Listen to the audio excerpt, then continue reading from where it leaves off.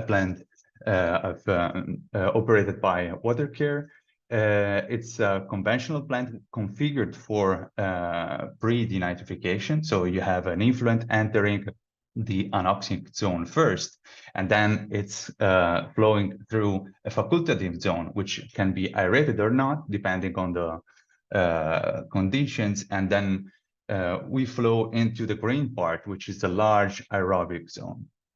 Then the flow goes to the settlers or is recirculated inside within the reactor for the denitrification purposes, so for nitrogen removal.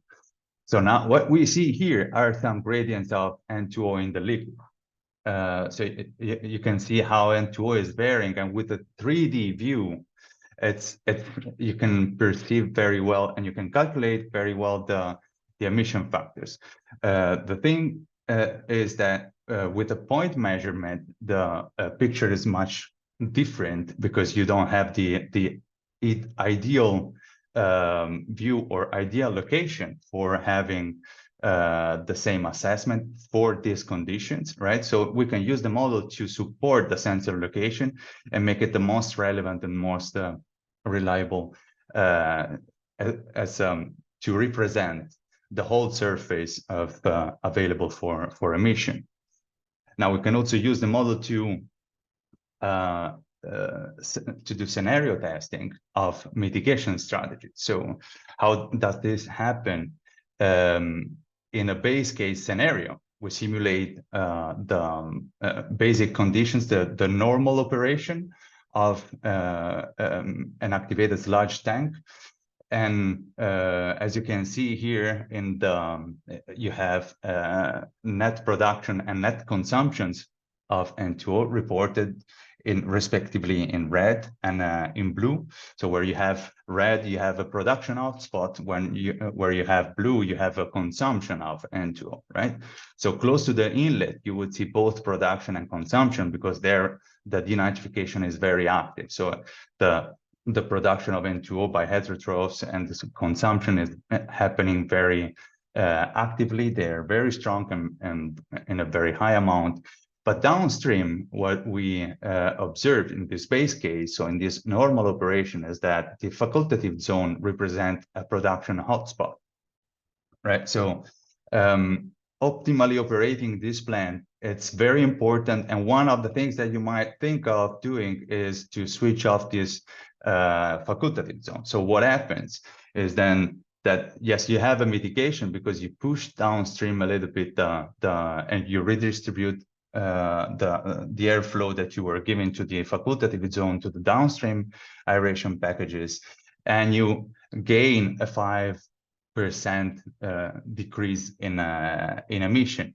But what makes effective a mitigation, it's a multiple optimization, right? Multiple points of optimization. From not only having a larger anoxic zone, but also redistributing more evenly the gas flow to avoid transition zones of dissolved oxygen, so gradients of dissolved oxygen around the aerated zone, and reaching a net zero zone overall the entire aerobic part, and also adjusting slightly the COD to N ratios to have to improve the denitrification and then have a positive effect also on the effluent quality. Then you can achieve an effective 30% of decrease in emission. To evaluate the emission when we are on site, so it's very difficult, because then if we rely on a single point measurement, again, we don't have the full view, the complete view of how these gradients move, right? So we might miss this mitigation, this effective mitigation that occurs as a result of our new operational strategy. So the model can be again used to support the most meaningful sensor location and have a better view of how these gradients move and how the real emission happens across the reactor. Now, as a second example, there's a very interesting industrial wastewater treatment plant for which a few months ago we were asked to support their investigation on N2O emission. They have, it's a conventional activated sludge system still with pre-denitrification configuration.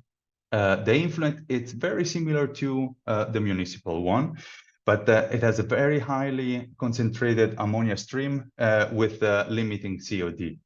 There are different daily and weekly patterns and strong peak flows. And the objective was to find the reason behind this N2O emission peaks, because suddenly from zero, we were starting to have to observe very high emission peaks. And that the objective was to find the root causes. So all in all, looking still at the local net production, and on the left side, trying to understand that with the dissolved oxygen profile, we can see that, first of all, at the outlet of the aeration tank, where the recycle is taken and brought into the beginning of the denitrification part, so the internal recycle, we typically recycle dissolved oxygen with it, which creates a very strong both consumption and production of N2O, with a cloud of production also later on that occurs as a result of the denitrification part and the limiting carbon, as already mentioned.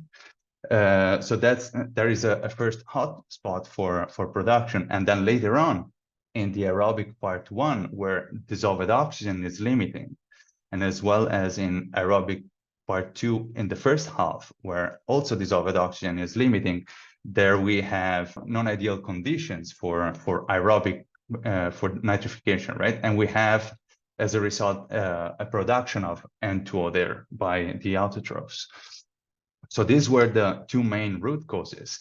And what the client needed was a dynamic tool to play with themselves and test mitigation strategies and try to understand how they could operate better their plant. So we made this dynamic tool and we calibrated and validated the tool. So on the left side, you can see the resulting matches with the measured concentration. The model and the sensor compares across different peaks and valleys in a long time series.